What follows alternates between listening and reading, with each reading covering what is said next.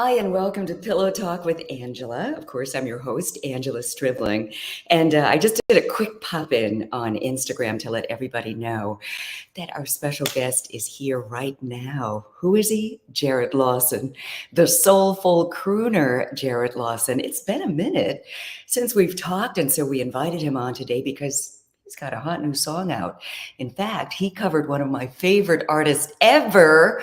I'm a major Prince fan, and he did it justice. I was a little nervous before I pushed play. I'm like, somebody's covering Prince? Wait a minute. Please welcome Jerrod. Hi, Jerrod Hi, Lawson. Hi, Angela. How are you? I'm doing well. It's been a minute since I've seen you. I think we Right. did one of these when I was during the pandemic. We did Do you actually, remember? didn't It was we? like Yeah, early on. we did just a few years back. Yeah. How you doing? I'm really good. Yeah, you I'm look in a great place. happy. I'm good. Yeah. You too. You look Yeah, I'm great. pretty happy. Well, I heard something about you. What's that? I heard that you are no longer the single man out here singing these hot, sexy songs. That is right. Somebody tied you down. Yeah. Congratulations. Thank you so much. Yeah, I got married last year to the beautiful Eva Lee, who I've, written songs about.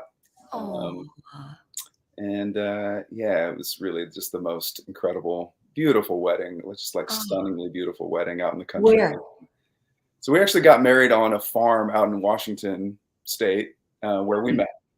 It was Oh, actually in that's a little place called beautiful. Trout Lake, Washington.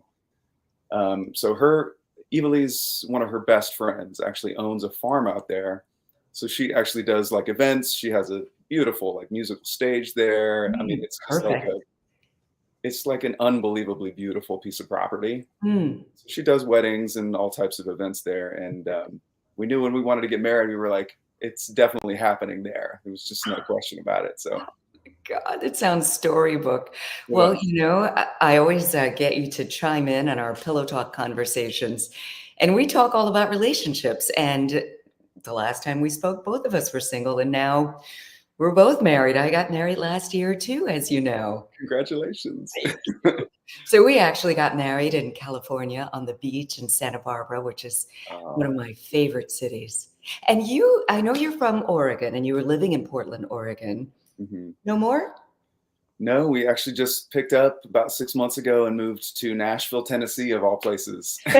Right as you were moving west, I was moving east. Funny. So But funny. I had all these, I guess, misconceptions about Nashville until I visited about maybe 4 or 5 years ago. I Mhm. love it. I mean, and it's quite, I always thought Nashville is just the country music scene. Yeah, that's what a lot of people think, and that's It's what it honestly used to be. that's what I thought initially as well. And the more I was kind of digging into it, and a lot of people were telling me, "No, man, there's so much more going on there than that Yeah. these days." So when we were talking about moving, people kept saying, "Hey, man, check out Nashville. You should check out Nashville." And so we finally did, and yeah, it just actually, you know what we did is we didn't check it out before we moved here. We just decided to move across No the way. Nashville. Really? Neither of us had ever been here. I mean, I I guess love that. in the spirit of adventure, we were kind of like, yeah, let's just do it. What Yeah. happens? You know, You what only could go live wrong? once. I love that. Oh my God. I mean, yeah, what I discovered about it is that, as I said, I thought it was just the whole country music thing because that's what it used to be. Yeah, But I mean, there's so many jazz musicians who live there. There's so many R&B. I mean, all kinds of yeah, music, and they really take it seriously. I mean, even at the airport, there was live music. yeah, yeah. I Music. mean, that's the interesting thing I've noticed about just in the, obviously in the few months that I've lived here, just exploring around the city. It seems like every hole in the wall little bar that you walk into has a stage with a nice sound setup. It's Love like it. there's a lot of support for musicians here, so Yeah. Oh, I'm I love enjoying that. that. And I had always, or not always, but I started hearing, just like you, that Nashville was the spot for music. But Yeah, until you go and see it, you're like, wow. yeah. So Yeah, that had to be a good surprise when you said, you know what, let's just do it. Let's just move there. Well, congratulations to you and Evalie. And so I did mention, your new music, and I want to talk all about that. I Yeah. mean, I love that you do these amazing covers like, Isley Brothers, Footsteps in the Dark, and you do them all justice. Thank you. But can we pillow talk for a minute? Sure. That's why I'm here. And I didn't even give you a warning. So I didn't give you a heads up on what the topic is, but you can handle it. All right. What you got? Okay, so we're just asking the question, and I thought you'd be perfect for this because as someone, I mean, the kind of music you sing, the way you sing it, I mean, it's all a very sexy vibe.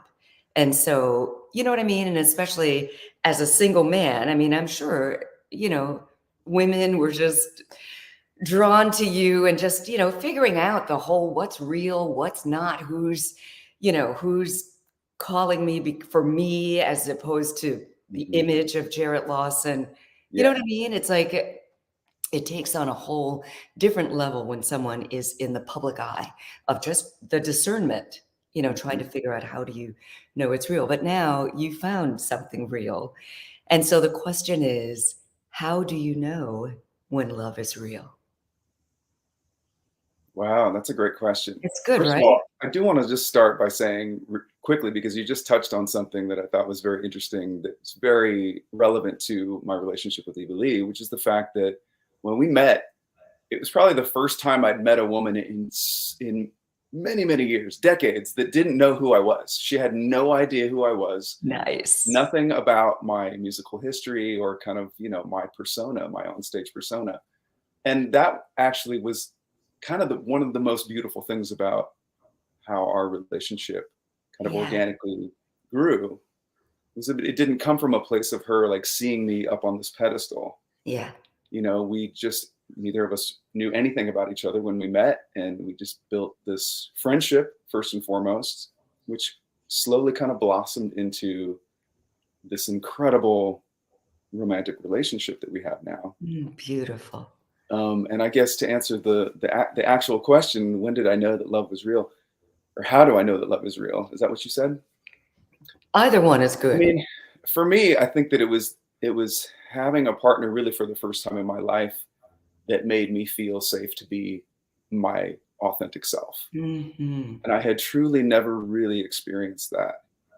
And she is, I mean, she came into my life and really like laid this like very solid foundation for me of like, no, I want you to be who you are. Yeah. Very much not trying to change me or turn me into something other than what I was. She's like, no, I love you. And all that crazy stuff that you do when we're in just the two of us and I'm acting silly. Oh yeah. Like it's all about it. I love your Evalie too now. Right. I mean, because that's the good stuff. That's what we all want, and I think a lot of people make mistakes. I mean, especially they say that women have a tendency to do that. They'll say, okay, well, he's got this, this, and this. I can fix this other part. Nobody wants to be fixed. Just accept me. I'm grown. I've worked on, this is who I am. And so, right. That's so good. Yeah.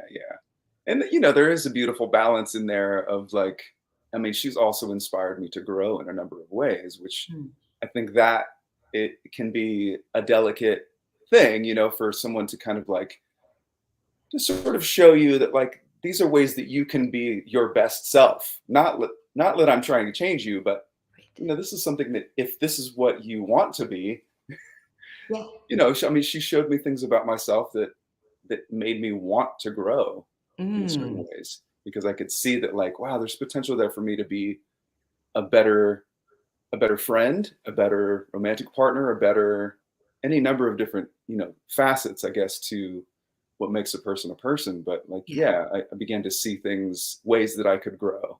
Yeah. And you touched on something that's I think it's crucial. It's the approach, that it's not like, you know what, you say you want to do this, but you're doing that. Right. Versus a gentler, just letting you see it, like, not as a way to change you, but to enhance what you're already doing. for sure. Yeah, and Yeah. it can be all about like how that information is presented to you. Mm. 'Cause you don't It's want it all to feel like an ultimatum or something, you know. And that's one thing that Evilly is really good at is just kind of like, I guess just like showing me things without judgment. right. She's like, this is an observation that I see in you. And I've kind of learned to do the same with her, you know, and it's like it's presenting it without judgment. It's like I want to show you this because I love you. And if, you know, you can take that and use it in some way, then great. If not, fine.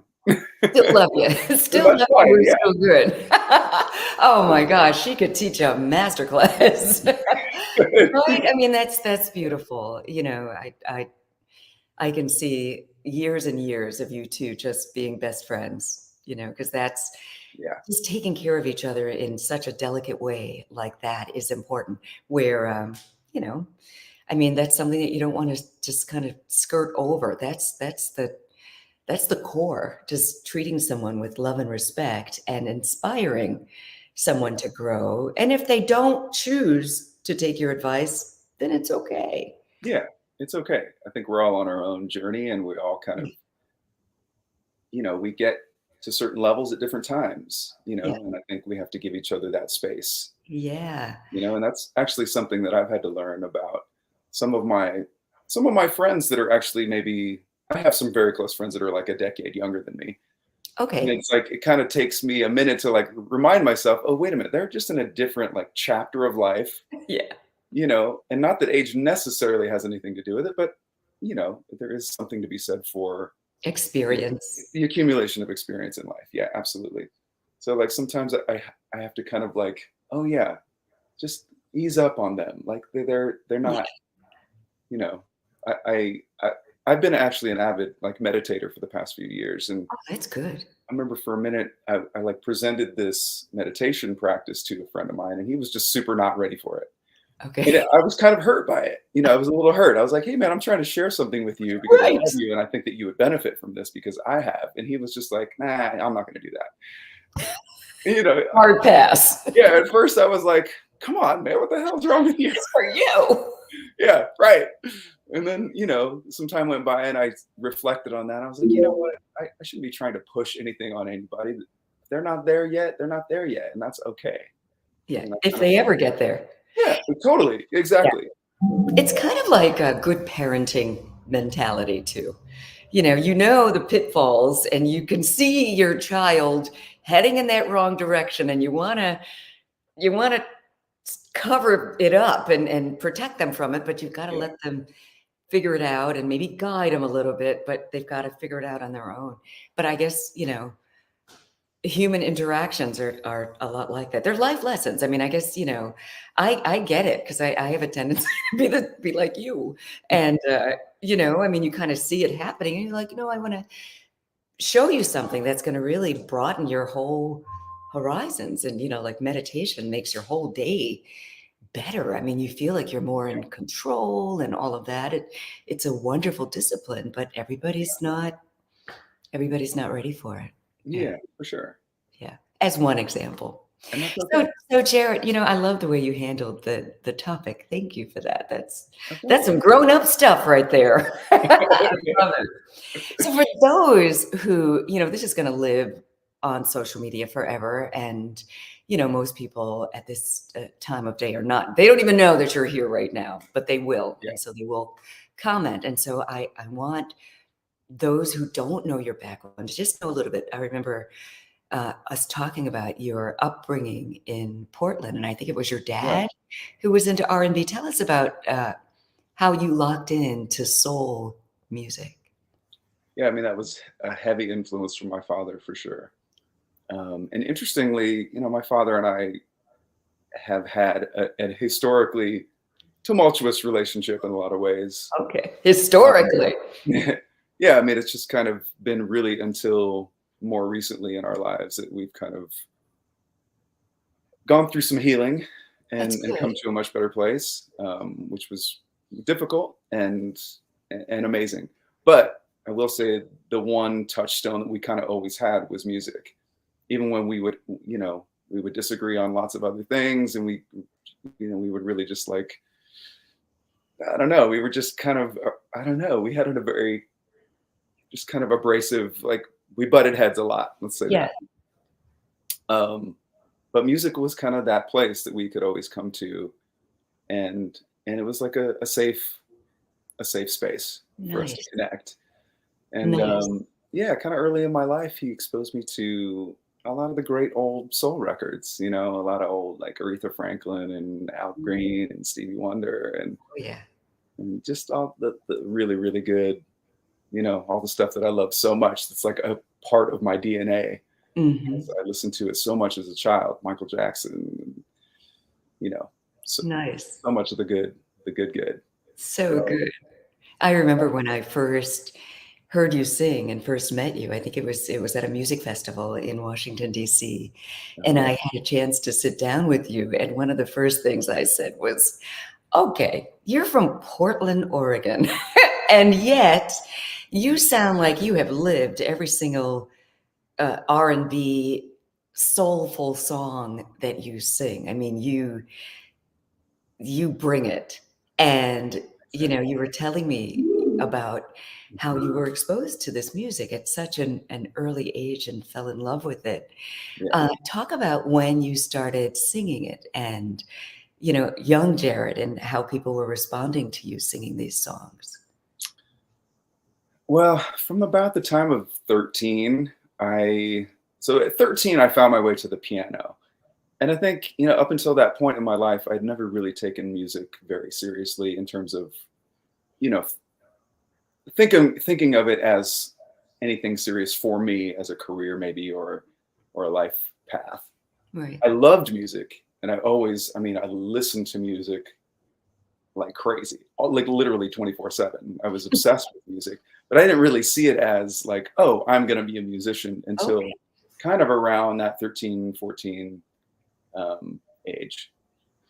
And so when I found my way to the piano, I think it inspired me to start exploring my voice a lot more. And it was kind of around that time that, I started to, it was really like the old Stevie Wonder stuff, Mm. and it was the Stevie Wonder stuff from the 70s when I first started to get my ears on, Songs in the Key of Life was really the first record that I Wow. found. And I've told this story before, but I found that record in my dad's record collection, and I pulled it out. It was like the double thick one, and so it was like extra interesting to me. And I pulled it out. I was like, "Whoa, what is this?"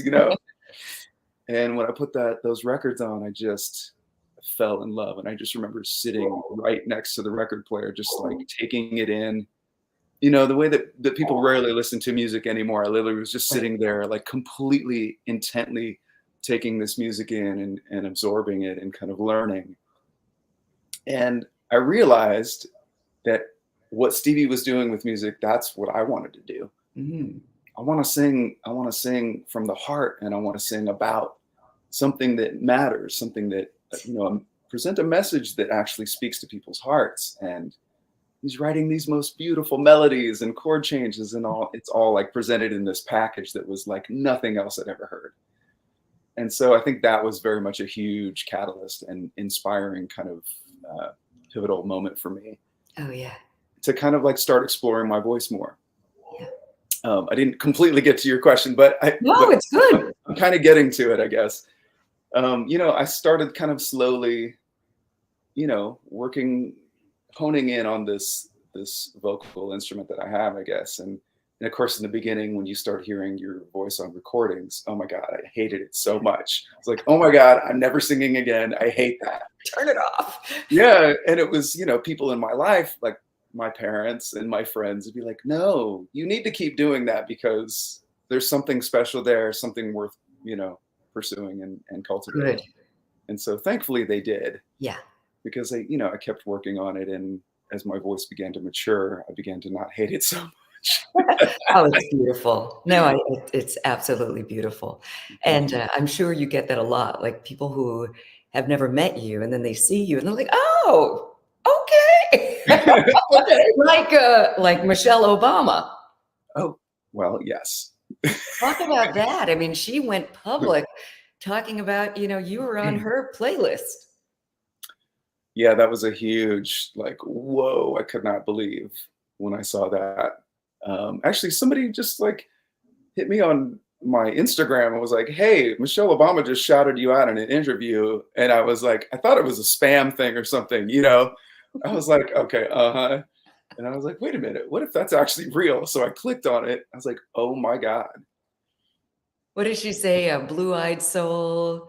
Blue-eyed soul kid, Jerrod Lawson. Yeah, loving him or something like that. Yeah, that was like, oh my gosh. So validating. I mean, not that you needed that, but oh my gosh, if anybody's Michelle You know, I Obama. mean, it feels good. I bet.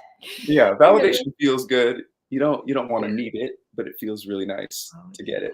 It's real You know? nice. I mean, and yeah, everybody loves her. She's amazing. I mean, Yeah. just looking at your growth, I think you were pretty new on the scene. I mean, I'm sure you've been singing forever, but when I met you, you were just starting to get the radio airplay, and people were finally learning who Jerrod Lawson is, and just watching you grow and watching your career just really take off like this. Yeah. And I was looking at your tour schedule. I mean, they're loving you everywhere, not just in the US, but London as well. Oh yeah, London is a huge market for me. Yeah. To be honest, London was kind of when I first dropped my debut record in 2014. That was like all these DJs in the UK had found my record really before anyone else did. And so like the demand was there before it was here, to be completely honest. And so I'm kind of just now like starting to realize that wow, there's a lot of like growing demand in the United States now, and I need to start serving that.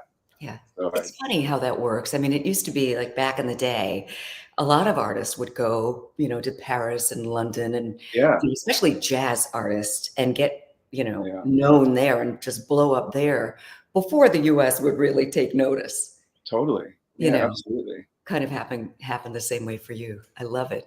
yeah. So, all right, let's talk about this Prince song. Uh, Okay, okay.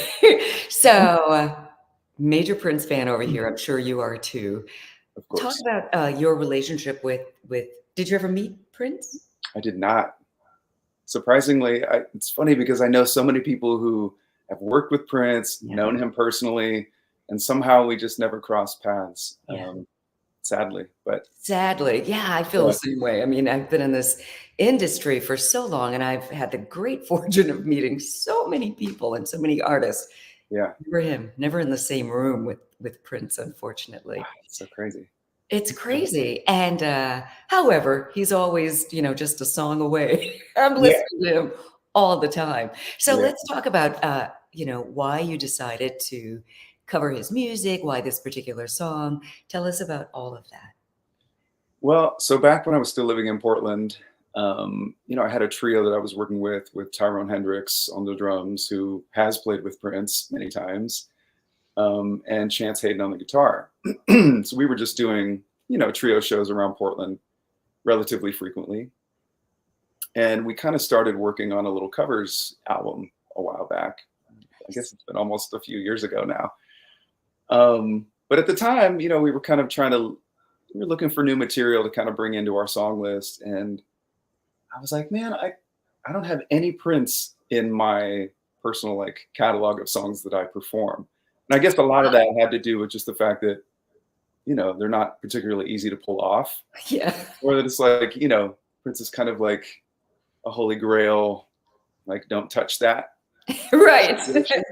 But I guess I was feeling like God, it's just, I had the incredible honor of being at his final concert in Atlanta. Oh, Just by complete chance, I actually had flown in. I was performing, I think, the next night after he performed, and my guy Craig, who was my booking agent at the time, was booking my show there in Atlanta.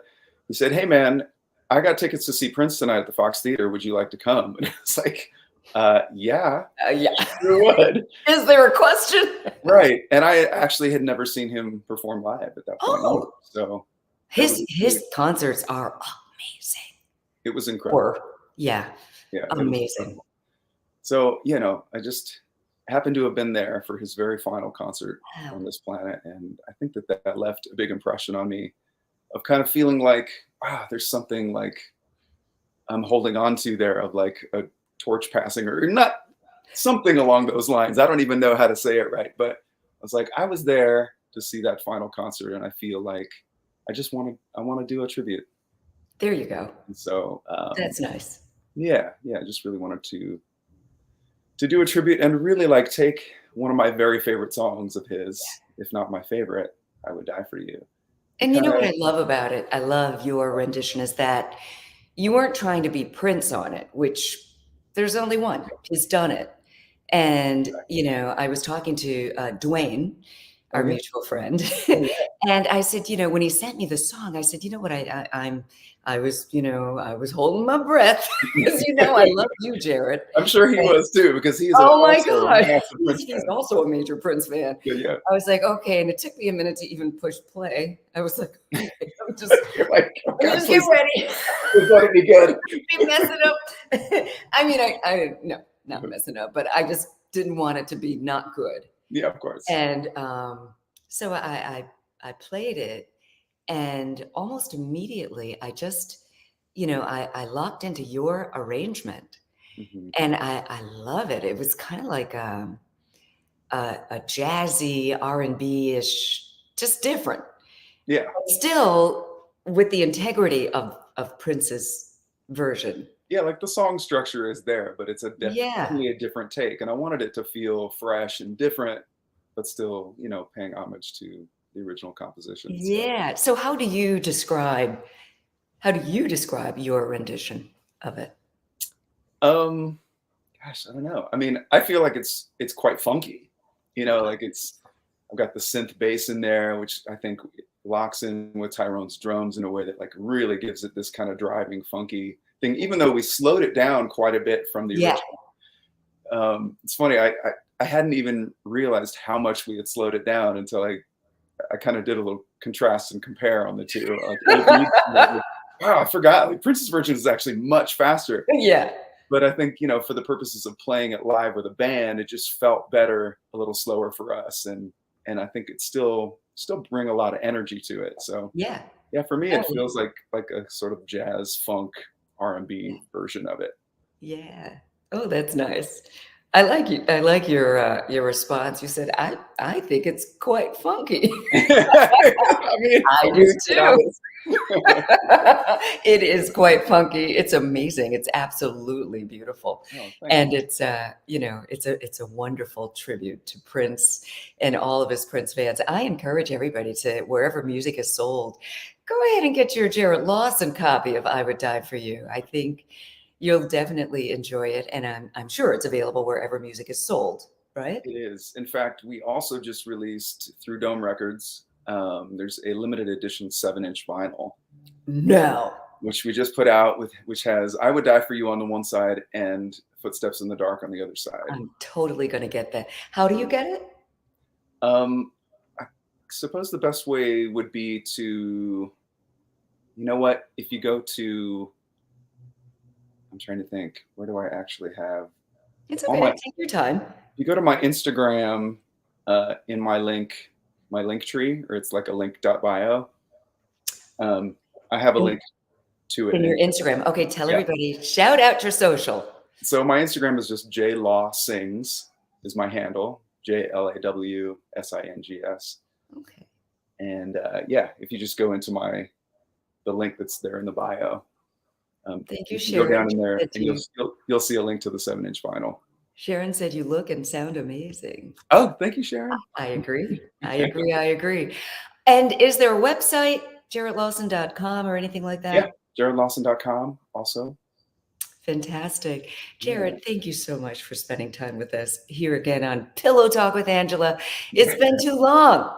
I know. Thanks so much for having me, Angela. It's always a pleasure. It's always a pleasure, and congratulations on everything that's amazing in your life. New town, new wife, new life. Thank you. Sounds like we've Yeah, both been thank through some you. incredible changes recently. So Incredible. I've never been happier. It's like, wow, same. I found my person. Same. I know. I'm in such a good place right now. It's so good to see that. I can see It's it on your face beautiful. You too. look like your whole you look good. Thank you. All bright and Likewise. happy. Stay right there. And I want everybody to check you out. Are you currently you're still on tour? I saw these March dates and I you're just got still home. I just got home from tour. so Um, it just ended. Yeah, I saw you were out there rolling. I was, and I was just doing solo shows. I did 10 solo shows across the UK, which were incredible. Whole other conversation we could have at maybe at another time, but That sounds good. yeah, yeah. Thank you so much. Have a great evening. Thanks for joining us today. Thanks, And Angela. I encourage everybody to follow. One more time, shout out your socials so people can follow you. Yeah, Instagram would be J Lawson's. Of course, on Facebook, you can just Jerrod Lawson. I think it's just at Jerrod Lawson Music, maybe. It's okay. Just then, Google him. yeah, just Google my name. There we go. You'll They find can all see the it. things. I hope I spelled it right. That's the right spelling, right? Oh, it's actually Jarrod. How could I have done that? So it's Jarrod. Yes. Forgive me. I think you knew I'm that. going to correct it. I'll correct it. It's Jarrod Mhm. Lawson. Follow him on all of his social. And if you forgot what he said, just Google Jerrod Lawson with Yeah. Jarrod. Thank you, love. Congratulations to you. And we'll see you again. Thanks so for much, joining us on Angela. Pillow Talk with Angela. Bye-bye. And thank you all for joining us. Please make sure you follow my friend Jerrod Lawson. I spelled his name wrong. Let me take it down right there. And I'm going to put it up correctly right here, right now. There you go. There you go. Jerrod Lawson. Oh man, I owe him big time. But wasn't that wonderful? So glad that he joined us for a little while here on Pillow Talk with Angela. And you can hear us Sunday night, this coming Sunday night on 96.3 WHUR. And thanks for keeping us your #1 music station, 96.3 WHUR. Follow me at Angela Stribling on all social. We love you so much. Have a good night.